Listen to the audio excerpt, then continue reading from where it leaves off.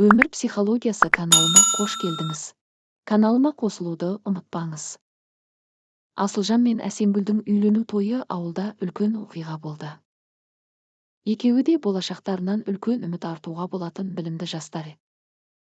Бір-бірін өте қатты жақсы көріп үйленуге келісті, ата-аналарының батасын алды. Бақыттан бастары айналып, өмір бойы махаббаттарын суытпай бірге болуға уәделесті. Асылжанның анасы, Күләш, өзінің жалғыз ұлының өмірінде басты орын алғысы келетін. Ол келінін жақсы қарсы алып, оған барлығын үйретуге дайын екенін айтты. Бірақ уақыт өте келе, Күләштің Әсемгүлге деген көзқарасы өзгерді. Ол баласының көңілі әйеліне көп ауып қойды деп қызғана бастады. Келінін жақтырмай отырса опақ, тұрса сопақ көрді. Жасаған істерін жақтырмай ұрыс шығара берді. Әсемгүл алғашқы күндерден-ақ Күләштің қатал талаптарына сай болуға тырысты.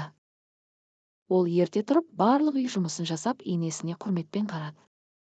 Бірақ Күләштің талабына сай болу оңай емес еді. Ол ұсақ-түйек нәрселерге қатты мән беріп, келіннің әр ісін сынап отырды.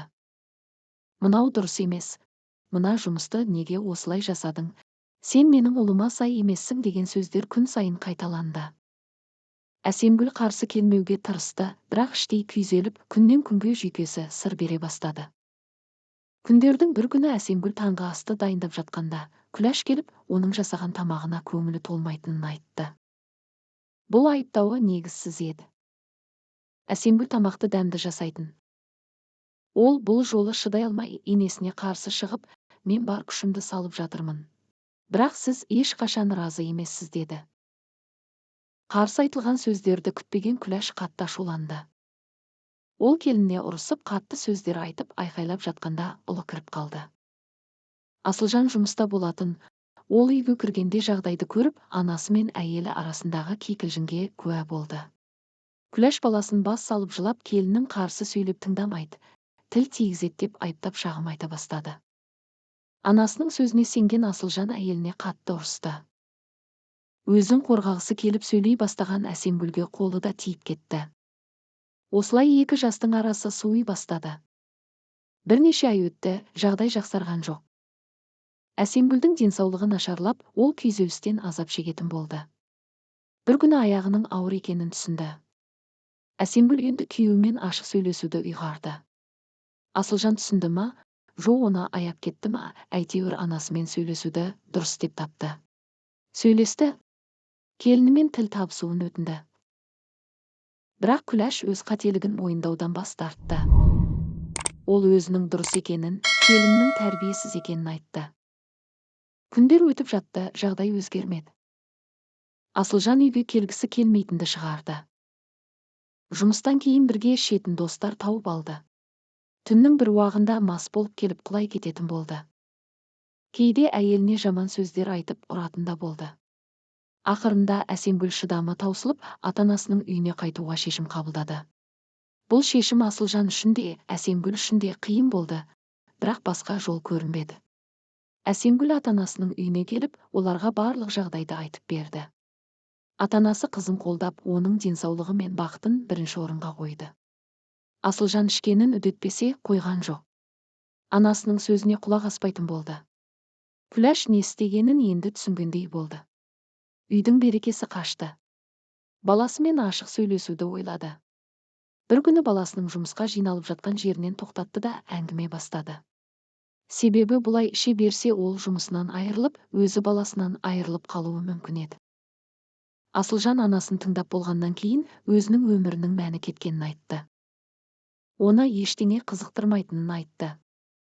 Енді өмірге келетін баласының да әкесіз өсуі мүмкін екенін айтты. Ол анасына, Әсемгүлдің де адам екенін, оның да сезімдері бар екенін түсінуіңіз керек деді. Бірақ Күләш ұлының сөздеріне құлақ аспады, қатесін мойындай алмады. Ештеңенің өзгермейтінін түсінген, Асылжан да үлкен шешім қабылдады. Ол анасына Әсемгүлсіз өмір сүре алмайтынын, егер жағдай өзгермесе, ол да анасының үйінен кетуге мәжбүр болатынын айтты. Күләш бұл сөздерді естіп ойланып қалды. Ол ұлын жоғалту қаупін түсініп, өзінің қатыгездігімен балаларының өмірін қиындатқанын аңғарды.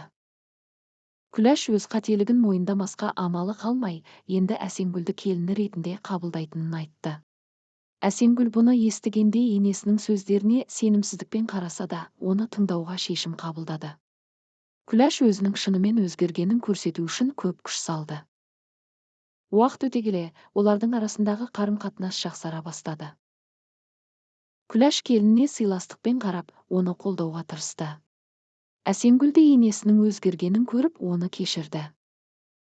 Олар бірге көптеген қиындықтарды еңсеріп, бір-біріне сенім артуды үйренді. Көп ұзамай нәресте өмірге келді. Ол үйге жаңа тыныс, жаңа нұр шашқандай болды. Күләш немересіне қарап бәрін ұмытты, Әсемгүлмен алысқанын қойды. Бұл оқиға ауылда басқаларға да үлкен сабақ болды. Күләш өзінің қатыгездігімен қандай зардаптар әкелетін еді. Алланың қалауымен өмірін өзгерте алды. Қазақша каналды қолдап тіркеліп кетіңіз. Рахмет.